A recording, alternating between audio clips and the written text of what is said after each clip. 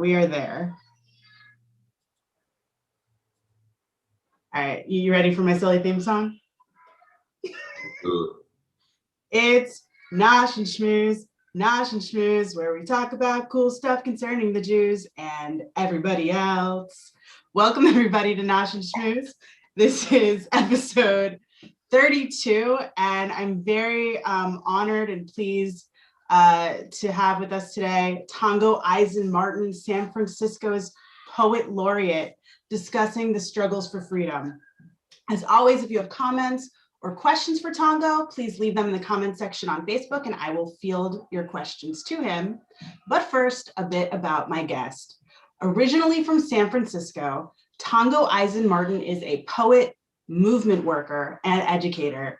His latest curriculum on extrajudicial killing of Black people, We Charge Genocide Again, has been used in an educational and organizational tool throughout the country.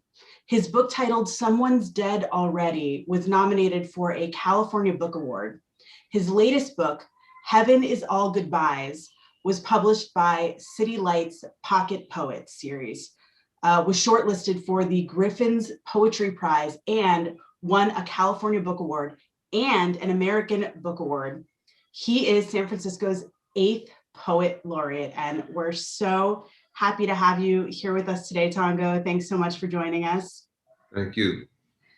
And so my first question for you, so in the Jewish world, Passover is coming up this weekend, and I think the struggle for freedom takes on a different meaning this year for many. I've heard you speak about the struggle for liberation and that there are no part-time revolutionaries. So what does the struggle for freedom mean to you? Well, you know, I think we have like an entire biosphere in trouble right now.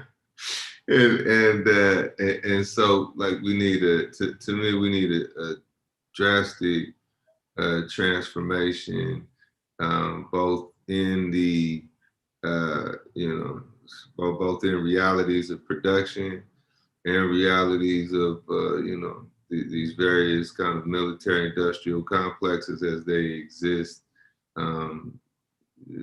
abroad and domestically. But it's a transformation of the entire structure that really maintains the ruling class hegemony that's making life untenable. And I think what we've seen is just just more and more and more chickens coming home to roost, and we see that there's not going to be they're coming to more and more people's front doors. Not to be cute, but that nobody's going to be able to escape these social contradictions. And I know that revolution is in your DNA, right? It's something that your parents, I think I read they met around that, right? So how have they impacted your path and your work? I think the thing I'm most grateful for was just powers of critical thinking. It's not like I grew up in a boot camp,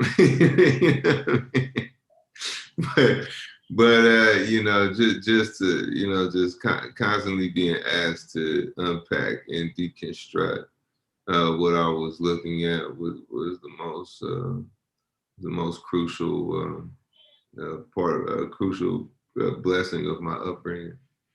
So how have you found that those skills of critical thinking have influenced how you as an educator give over, your teachings? I think the most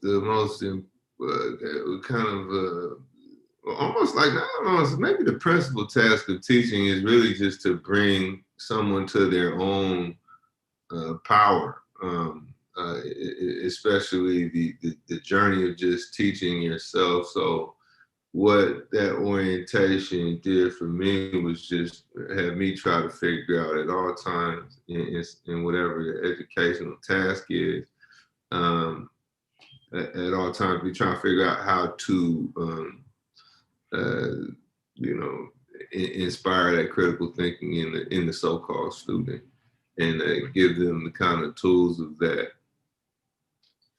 Have you seen how your teachings have impacted your students, whether it be in a traditional, educational academic setting, or, I know you've worked at detention centers and less traditional places of teaching?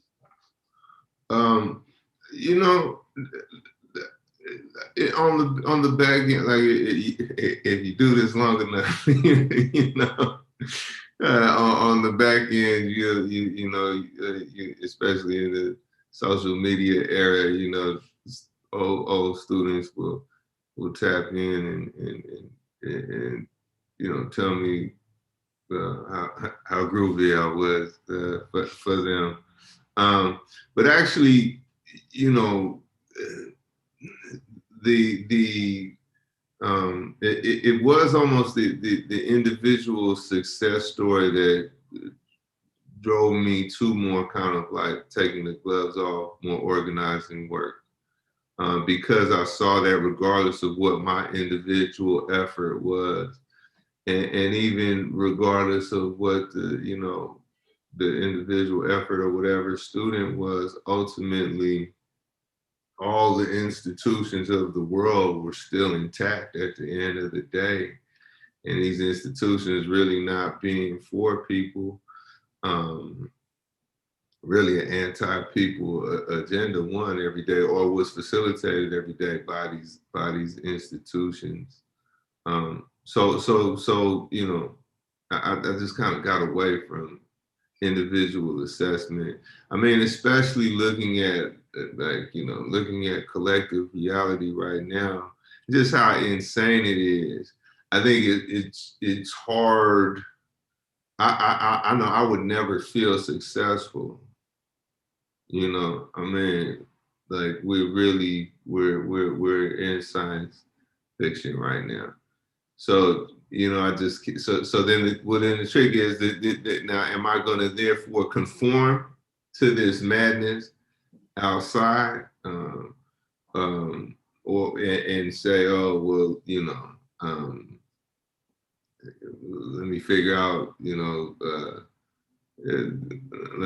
me figure out something else to do, you know, that allows the system to continue, or am I going to, you know, say, well, wait a minute, maybe I need to invent a practice or figure out what a revolutionary practice would be in this era, so that we can actually make a reality that's good for just more than just the individual adventure.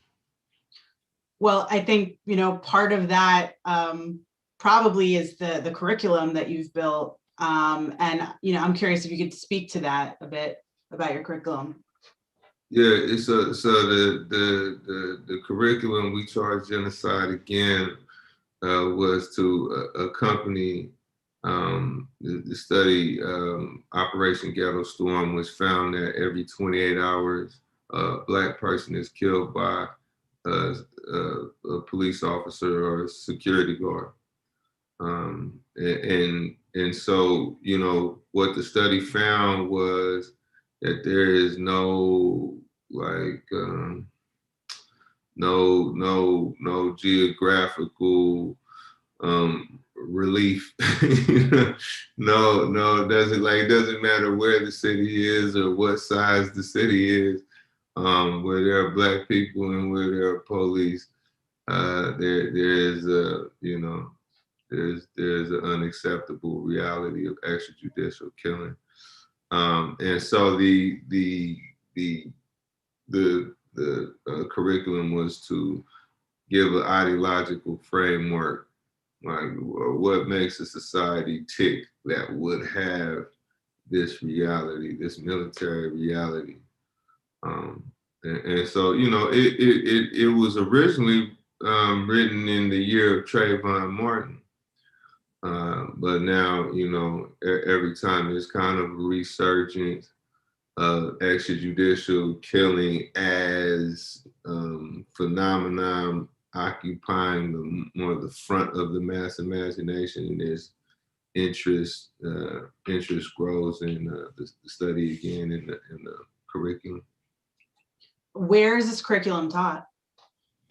You can you can download it for free. So anybody, you know, the PDF is at operationGhettostorm.org, and both the study and the curriculum are there for free.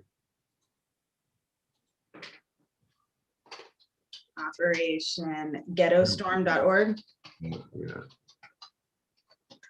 All right, well, I have that there for our viewers. So, you know, you talked about how these studies show that it's not necessarily, you know, geographical. You know, you grew up in the Bay Area. When I left the Bay Area in 2011, the poetry scene was alive and well. I'm curious, how has the cultural landscape of the Bay Area changed since you were a kid, and how has that changed the arts, or how have the arts impacted the cultural landscape of the Bay Area? Yeah, it's really instructive in that. So, you know, we're probably, you know, almost a flagship of gentrification in the Bay Area. As far as like, you know, even draining the city of teenagers. You know what I mean? Like, it's a strange thing. It's a strange thing when there's not even like enough kids around. Let alone all, you know, let alone all the rest of the populations that get, you know, liquidated. So, you know, the culturally, we suffer a lot, and it's interesting that, you know, but we still, you know, I mean, the Bay Area has always been a transplant town now, but now, you know, these transplants swam in a different kind of sea. They still attract, like, beautiful people, talented people are still being attracted to the Bay. But, you know, these scenes don't have a lot of energy, and it's trippy that, so it never really was the most talented people that make a civilization, basically. That it is, you know, it's people, really people, you know, bouncing off of people, but we'll say kind of artists bouncing off the mass reality. It's that dance that actually creates the you know, the energy of a given artistic moment, and yeah, so yeah, we need, you know, come to find out it was the you know, the masses that were brilliant. You know what I mean? Yeah. You know, I think too was you know, was dangerous. You know, what was dangerous when you're not really performing for, let's say, the people, is that it does put a lot of power into kind of art, even improvised art bureaucracies, you know, not even necessarily official, not even self-aware art bureaucracies, but it very much, you know, power, cultural power, cultural production gets concentrated into the hands of, you know, whoever, you know, kind of whoever has access to the funds, or whoever owns or has access to the venues, and, you know, whatever institutions are facilitating the art, which I think also makes art suffer and stagnate, because instead of people kind of like electrifying themselves in order to electrify people on a mass level, everybody's just trying to, even if it's just subconsciously, everybody is trying to placate their closest warlord, their closest cultural warlord. Hey, but again, I think which in a way is not. Don't get me wrong. I mean, the literary world is probably, in some regards, or at least locally. I can't speak on other places as confidently, but in general, full of good people. I mean, but like there's no commercial viability to this. So it's not like people like write poems and curate poetry events in order to get rich. You know what I mean? So it's like automatically there is a certain, there is a certain kind of innocence to it. But folks but you can never, people never escape unless you want to be a revolutionary, or be at the very least conscious, conscious of, what are you doing?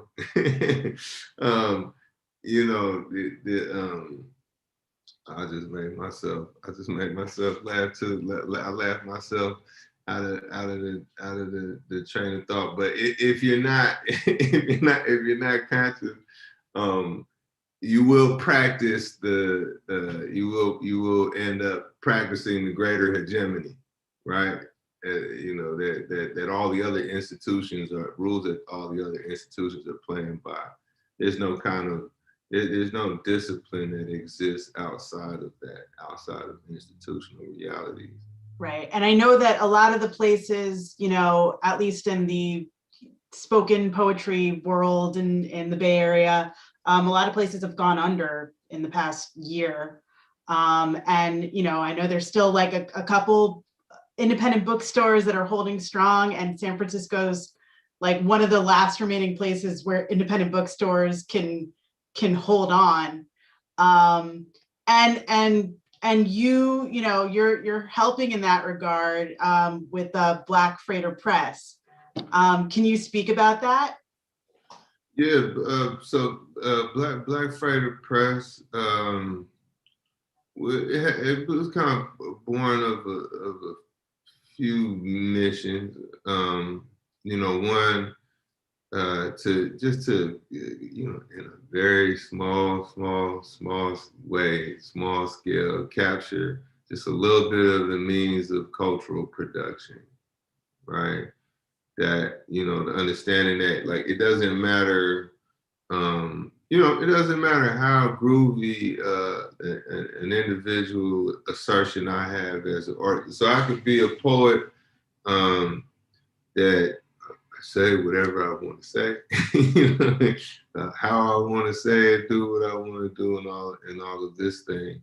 But if there's still a powerlessness that is enforced by the fact that everything, like the modes of my poetry getting out, are not in my hands at all, right?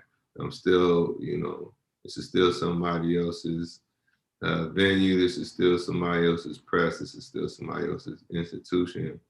And so, I think a part of just self-determination as a, larger revolutionary goal can be kind of, in a way, boiled down to just facilitation, really, of the historical process actually being in our hands, Like how much of the process of reality creation are we actually facilitating? See, it doesn't matter how many concessions they give. Now you can take my individual events and you can make collective, like it doesn't matter what you do to the police as far as what they concede, what they do differently, as long as the actual control of the police or the reality of the police are not facilitated by the people. You're gonna have a situation of oppression. So, getting our hands on a little bit of the machinery was an objective, and then also, a platform for, you know, for lack of, in one lens, oppressed voices. you know, you can argue that there are other supremacies in the universe that might hold more sway. But yeah, definitely. What voices, and also radical voices. Again, what voices that don't find this reality acceptable. Um, and I just and really it sounds sappy, but I also just wanted to kind of be of some help, because you talk to a lot, talking to a lot of poets that might, and the conversation could be, maybe framed around some kind of advice.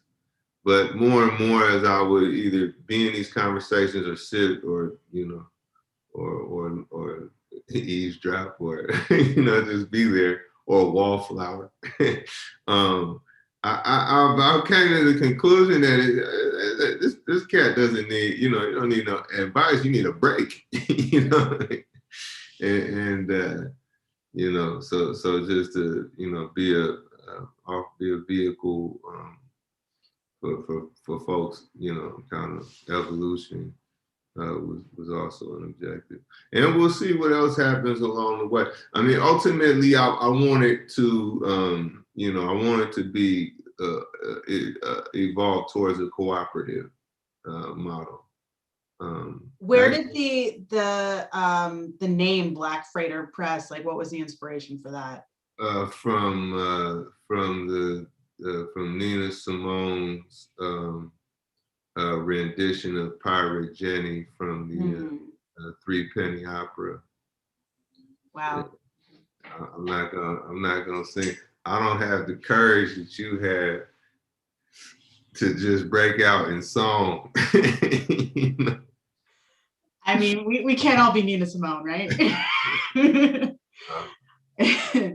Yeah, she had such a power to bring new meaning to words when they came out of her mouth.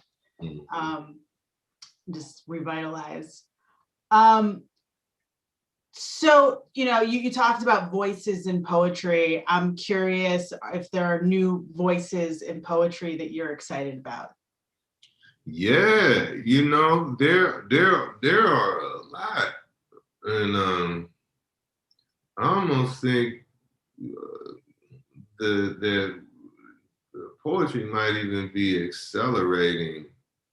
I mean, there was a lot of excitement, still is, about Amanda Gorman. Like, I think that kind of people that hadn't heard that kind of poetry before, all of a sudden the entire nation hears her speak.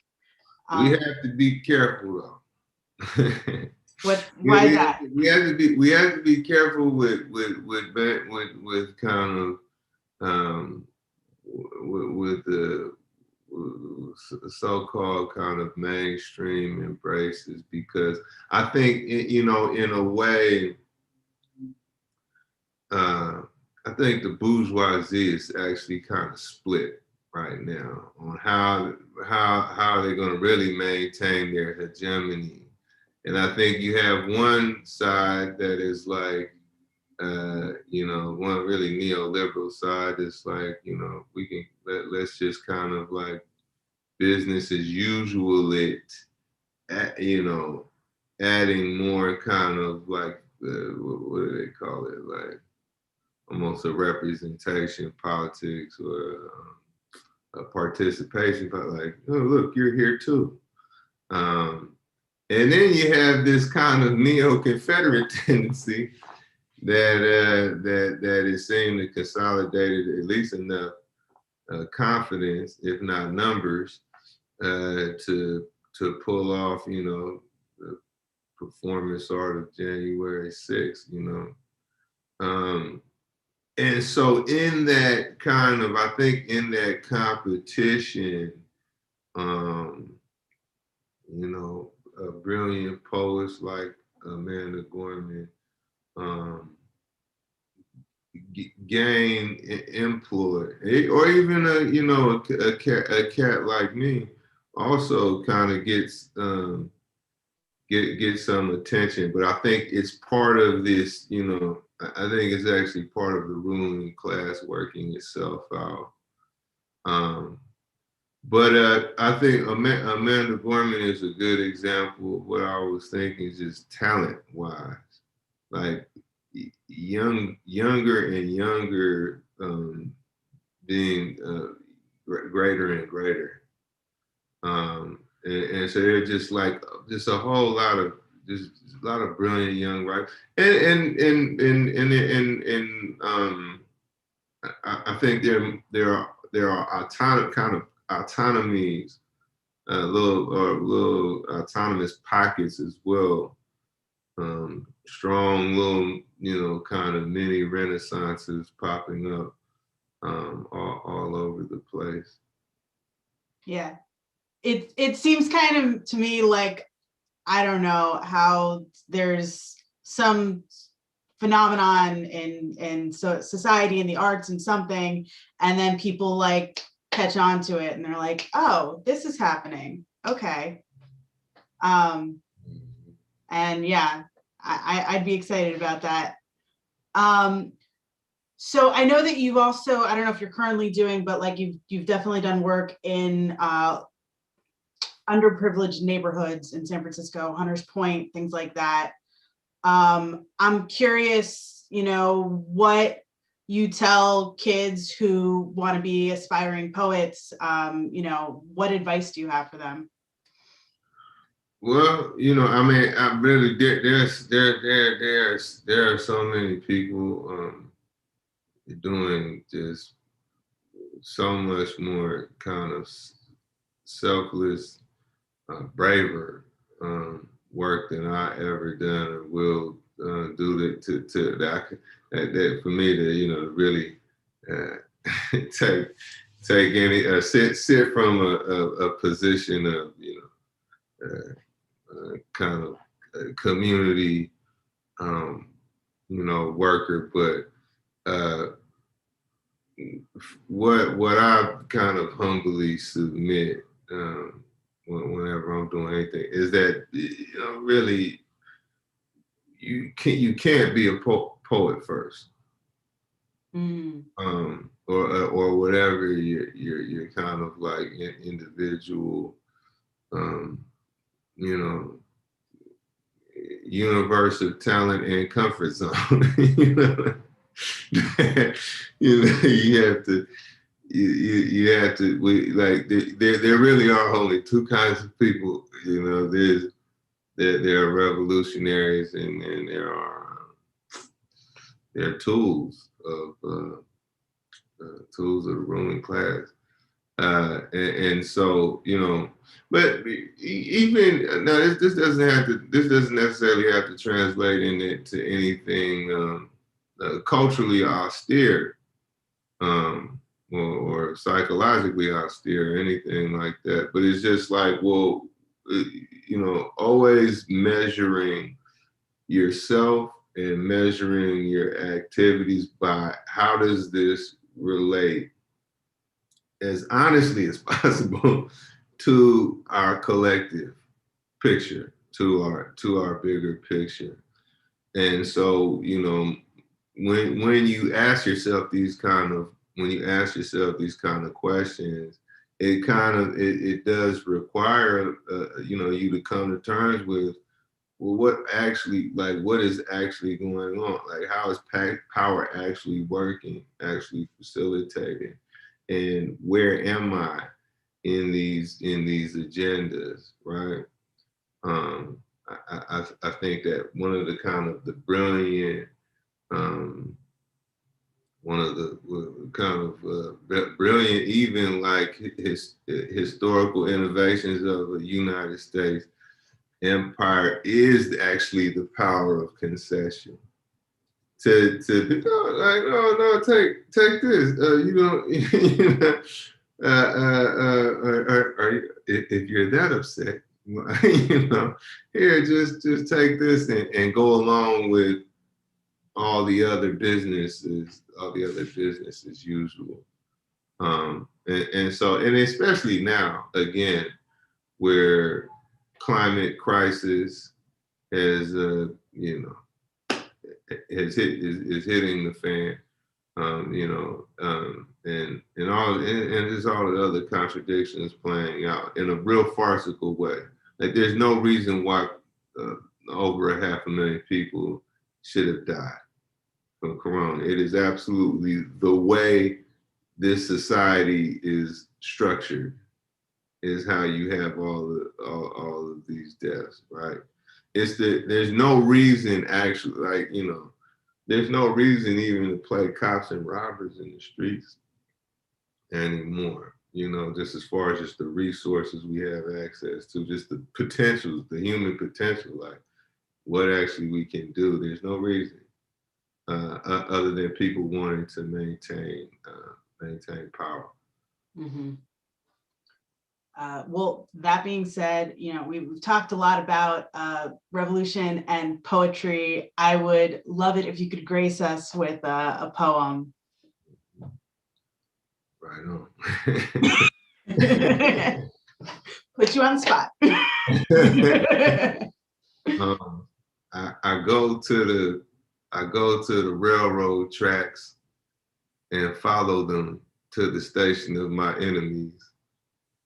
A cobalt-toothed man pitches pennies at my mugshot negative. All over the United States, there are toddlers in the rock. I see why everyone out here got in the big cosmic basket and why blood agreements mean a lot and why I get shot back at. I understand the psycho-spiritual refusal to write white history and take the glass freeway. White skin tattooed on my right forearm, ricochet sewage near where I collapsed into a rat-infested manhood. My new existence is living graffiti. In the kitchen with a lot of gun cylinders to hack up, house of God in part, no cops in part, my body brings down the Christmas. The new bullets pray over blankets made from the old bullets, pray over the 28th hour's next beauty mark, extrajudicial Confederate statue restoration, the waistband before the next protest poster. By the way, time is not an illusion, Your Honor. I will save your desk for last. You are witty, Your Honor. You're moving money again, Your Honor. It is only raining one thing, the non-white cops and prison guard shadows reminding me of spoiled milk floating on an oil spill, the neighborhood making a lot of fuss over its demise, a new lake for a Black Panther party. Malcolm X's ballroom jacket slung over my son's shoulder, the figment of village, a new noose to a new white preacher, all in an abstract painting of a president. Bought slavery some time, didn't it? The tantric screeches of military bolts and election Tuesday cars, a cold-blooded study in leg irons, proof that some white people have actually fondled nooses. As sundown couples made their vows of love over opaque peach plastic and bolt-action audiences, the Medgar Evers II is definitely my favorite law of science. Fondle news clippings and primitive Methodists, my arm changes imperialisms. Simple policing versus structural frenzies, elementary school script versus even wider white spectrums, artless bleeding and the challenge of watching civilians thinking, terrible rituals they have around the corner. They let their elders beg for public mercy. Now, I'm gonna go ahead and sharpen these kids' heads in the arrows myself and see how much gravy spills out of family crest modern fans of war with their t-shirt poems and t-shirt guilt and me having on the cheapest pair of shoes on the bus. I have no choice but to read the city walls for signs of my life.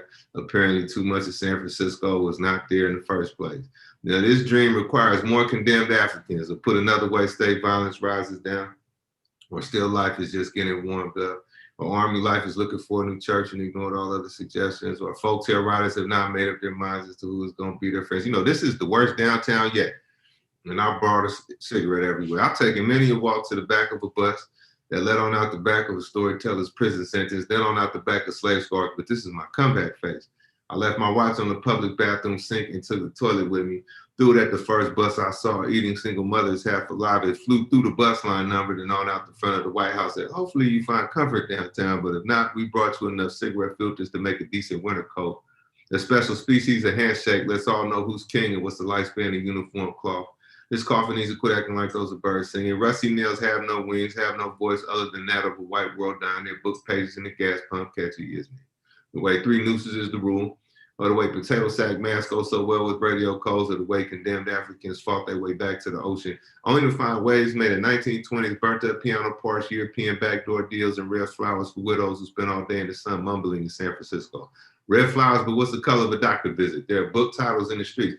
Book titles like Hero, You Make a Better Zero, or Hey, Fur Coat Lady, the President is Dead, or Pay Me Back in Children, or They Hung Up Their Bodies in Their Own Museums, and other book titles pulled from a drum solo. Run here, hero, lie at the hiding place. All the bullets in 10 precincts know where to go. There's no heaven or any other good idea in the sky. Politics means that people did it and people do it. Understand that when in San Francisco and other places that was never really there. I bet this ocean thinks it's an ocean, but it's not. It's just 6th and Mission Street. I don't know who's king. King and thin things, you know, like America, I'm proud to deserve to die. I'm gonna eat my dinner extra slow tonight in this police state candy dispensary you all call a neighborhood. No set of manners goes unpunished, never mind a murderer's insomnia or the tea kettle preparing everyone for police sirens. Wow, thank you, Tongo. Mm-hmm. Yeah, that took me to San Francisco right there.